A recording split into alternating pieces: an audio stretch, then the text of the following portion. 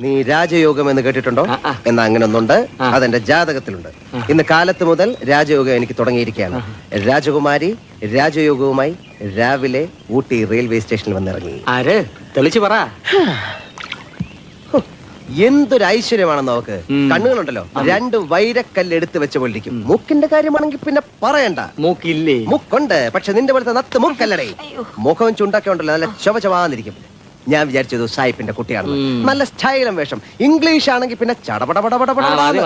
അല്ല, നീ കേക്കണം, നമ്മുടെ ഈ സ്റ്റൈലൊക്കെ കണ്ടപ്പോ അവൾ എന്നോട് ചോദിക്കാണ്, would you like to share some nice time with me and we'll go and enjoy the pan, we'll come back and we'll share.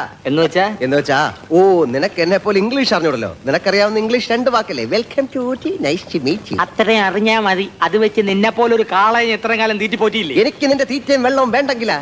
അവൾ എന്നോട് പറയാണ്, hey handsome, I am going to take you with me. എടാ സുന്ദരക്കുട്ട, ഞാൻ നിന്നെ ദത്തെടുത്തോട്ടെ എന്ന്. ഞാൻ പിന്നെ okay എന്ന് പറഞ്ഞു. 1000 rupees എടുത്തു തന്നു. എന്നിട്ട് പറയാണ്, good bye, good night, see you tomorrow, sweet dream.